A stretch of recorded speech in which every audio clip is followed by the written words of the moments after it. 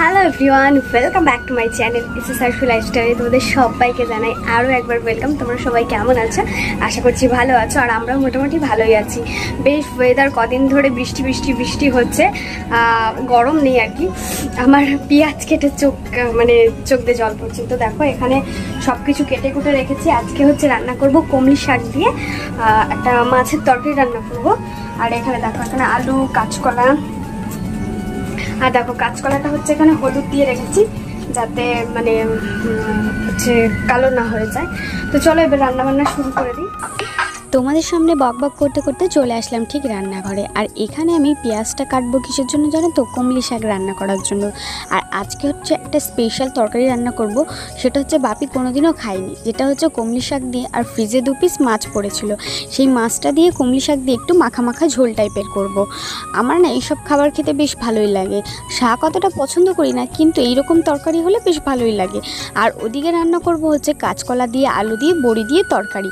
আর এই মাছ দুটো দিয়ে কমলি শাকগুলো আমি বেশ সুন্দর করে ধুয়ে কেটে নিয়েছি সাইজ মতো। আর এদিকে আমি পেঁয়াজটা ঝটপট করে কেটে নেব। আর বাটিতে আছে কুমড়ো।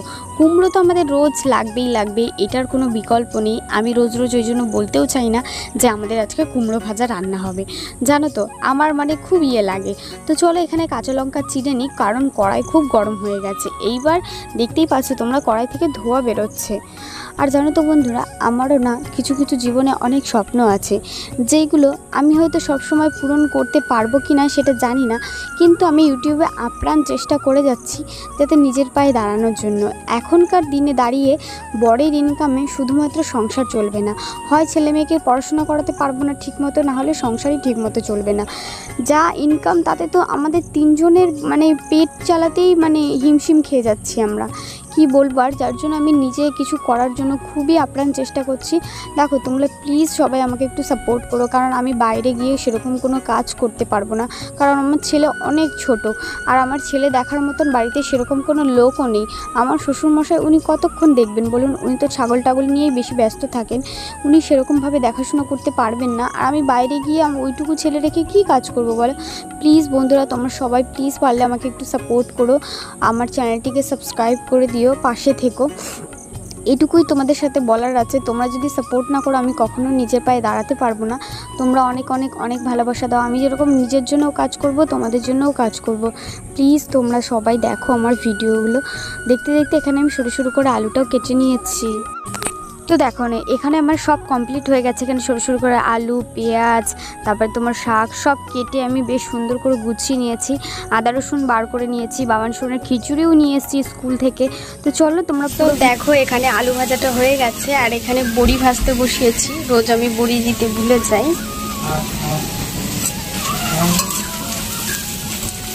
চলো আলুটা এবার নামিয়ে নিই, আর বড়িটাও একটু নেড়ে নিই।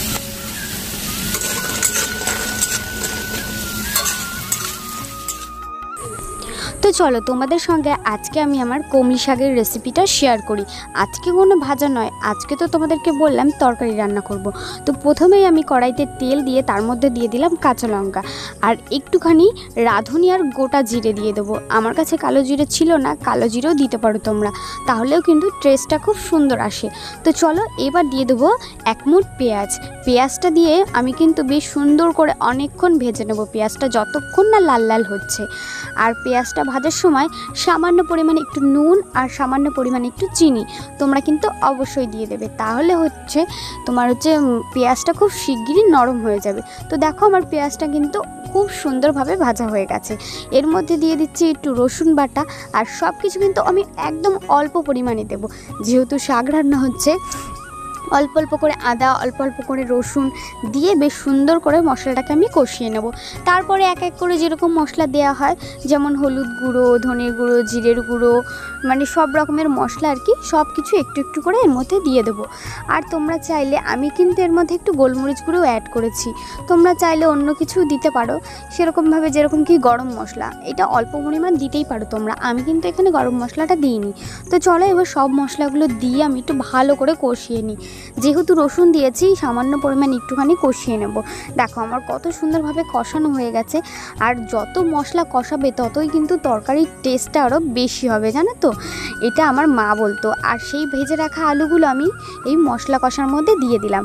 আর এটা দিয়েও আমি একটু 2-3 মিনিট ভালো করে নেড়েচেড়ে নেব, যাতে আলুর মধ্যেও সব মশলাগুলো ঢুকে যায়। তোমরা যারা যারা এই কমলি শাকের তরকারিটা খাওনি, বাড়িতে রান্না করে খেয়ে দেখবে, দুর্দান্ত লাগে সত্যি। বাপিও বললো খুব সুন্দর হয়েছে। তো চলো এবার ঝটপট করে শাকগুলো এক এক করে দিয়ে দিই। সব শাকটা দিলে না কড়াইটা পুরো ভরে যাবে, তাই আমি অর্ধেক দিয়ে নেড়েচেড়ে নিয়ে তারপরে আবার অর্ধেক শাকটা দিয়ে দেবো। পুরো শাকটা না যতক্ষণ আমার মানে নরম হয়ে যাচ্ছে ততক্ষণ কিন্তু বেশ একটু এইভাবে নেড়েচেড়ে নেব, কারণ পুরো শাকটা দেওয়ার পরে এই দেখো কড়াইটা কেমন ভর্তি হয়ে যাবে, যার জন্য আমি শাকটা একটু একটু করে নেড়ে শাকটা দিয়েছি। তোমরাও ঠিক এইভাবে রান্না করবে। তো দেখো অনেকটাই নরম হয়ে গেছে। এই শাকটা দিয়েও কিন্তু আমি 5 থেকে 7 মিনিট মতন ভালো করে কষিয়ে নেব। তারপরে সামান্য পরিমাণ জল দেবো। তোমরা যেরকম তরকারিটাকে রাখতে চাও, তোমরা যদি ঝোল খাও তাহলে ঝোল একটু বেশি দেবে জল, আর তোমরা যদি চাও একদম মাখা মাখা খেতে তাহলে মাখা মাখাই রাখবে। আর এখানে একটু আমার মনে হচ্ছিল নুনটা কম হবে, তাই আমি আবার একটু নুনটা দিয়ে দিলাম। সো চলো এইভাবে ভালো করে সুন্দর করে কষিয়ে নিয়ে এতে আমি সামান্য পরিমাণ একটু জল দিয়ে দেবো।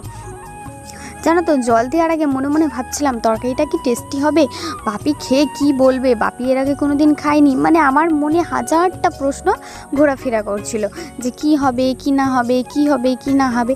তারপরে ভাবলাম চলো আজকে খেয়েই দেখুক না, ভালো হলেও তো বলবে, খারাপ হলেও বলবে, যে কোনো দুটোর তো একটা বলবে। সো মনে ভয় বীজ সব কিছু নিয়েই আমি এই রান্নার যুদ্ধটা জয় করেছি। তো দেখো এখানে বেশ পরিমাণ মতন আমি জল দিয়ে দিলাম। জল দিয়ে যখনই দেখবো বেশ আঁচটা আমি গ্যাসের ফ্লেমটা একটু জোরে করে দেবো, কারণ যখনই টকবক করে ফুটে উঠবে তখনই কিন্তু আমি মাছটা দিয়ে দেবো, জানো তো। তার আগে আমি একটুখানি ঢেকে দেবো।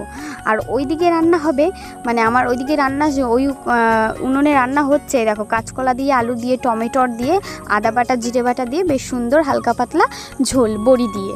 সো এটাও কিন্তু দারুণ টেস্টি হয়েছিল। বাপি বললো খুব সুন্দর হয়েছে এই তরকারিটাও। দুটো তরকারি খুব দুর্দান্ত হয়েছে। তো চলো তোমরা ভিডিওটা দেখতে থাকো, আশা করছি ভালো লাগবে। আর প্লিজ বন্ধুরা ভালো লাগলে চ্যানেলটিকে সাবস্ক্রাইব করে পাশে থাকবে, আর বেল আইকনটি অবশ্যই প্রেস করে দেবে, তাহলে আমি নতুন কোনো ব্লগ আপলোড করলে অবশ্যই তোমাদের কাছে সেটা খুব তাড়াতাড়ি পৌঁছে যাবে। তো দেখো আমি এই শাকের তরকারিটায়, কমলি শাকের তরকারিটা আমি মাছগুলোও দিয়ে দিলাম। মাছগুলো দিয়ে বেশ সুন্দর করে একটু ডুবিয়ে দেবো, যাতে সব মাছগুলোতে একটু রস ঢুকে যায়। আর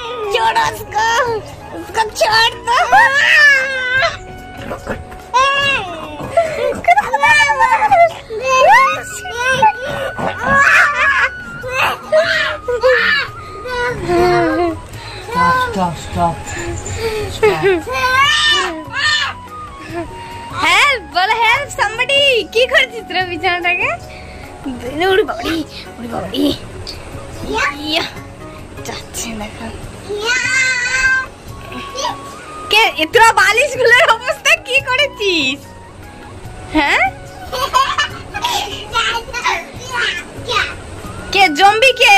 আর ওটার হালাত তো খুবই খারাপ রে। তুলো বেরিয়ে তোরা কি খাচ্ছিস?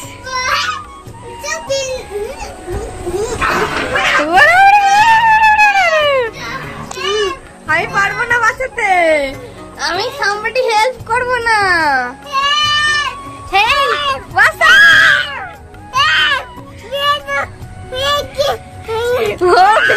বলছি ভিডিও রেখে छोड़ दो मेरे बेबी को। आई लव यू बोल दो।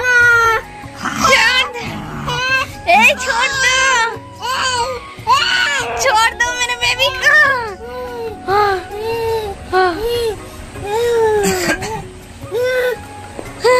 चलो उठो। उफ। সো গাইস তোমরা দেখতেই পেলে দু বাপ বেটা কি হারে দুষ্টুমি করছিল, আর সেখানে আমাকে ওরা জয়েন্ট হতে বলছিল। তো চলো সব দুষ্টুমির পালা শেষ, এবার রাত হয়ে গেছে, আমার সব রান্নাবান্না কমপ্লিট হয়ে গেছে। দেখলাম অনেক ভিজে জামা কাপড় আছে বাইরে, তো কি করব, জামা কাপড়গুলোর তো একটু গতি করতে হবে, কেচে যখন ফেলেছি। তো আমি বেশ সুন্দর খাটের বারটা ভালো করে মুছে নিয়ে ন্যাকড়া দিয়ে এখানে একটার পর একটা আমি জামা কাপড় মেলে দেবো। এখানে বাবান সোনার আছে, আমার আছে, আরশুর পাপার আছে, সব মিলিয়ে অনেকগুলো জামা কাপড় আছে। তো তো এতগুলো জামা কাপড় যদি একসঙ্গে রেখে দিই এই বর্ষাকালে তাহলে তো পুরো মানে গন্ধ হয়ে যাবে, যার জন্য আমি খাটের বাটে এইভাবে মেলে দিই। এটা কিন্তু আমাদের একবার না, প্রত্যেক বর্ষাকালেই এইভাবেই জামা কাপড় শুকানো হয়। সো কাদের কাদের বাড়িতে এইভাবে জামা কাপড় শুকানো হয় অবশ্যই কমেন্ট করে জানাবে। আর ভিডিওটি ভালো লাগলে অবশ্যই লাইক, কমেন্ট, শেয়ার এবং সাবস্ক্রাইব করতে ভুলবে না বন্ধুরা। তো চলো আজকের মতো টাটা, বাই বাই। আবার দেখা হবে অন্য একটি ব্লগের সঙ্গে। সবাই ভালো থাকবে, সুস্থ থাকবে, আর আশা করছি সবাই আমার ভিডিওটা বেশি বেশি করে দেখবে। প্লিজ বন্ধুরা তোমরা সবাই আমাকে সাপোর্ট করো, আশা করছি আমিও তোমাদেরকে সাপোর্ট করব। দেখো এইদিকে আমার সমস্ত কাজকর্ম করা কমপ্লিট হয়ে গেছে, আর বেশ সুন্দর করে আমি ঘরটাও সাজিয়ে নেব। এবার দেখো ফ্যানটাও চালিয়ে দিলাম, আর এখানে দেখো কত বাবুর প্যান্ট, এই সব প্যান্টগুলো কিন্তু ছিঁড়ে গেছে। আর এই দেখো বিছানাটার কি অবস্থা করেছে বাবান সোনা, এত দুষ্টু না। তো চলো টাটা।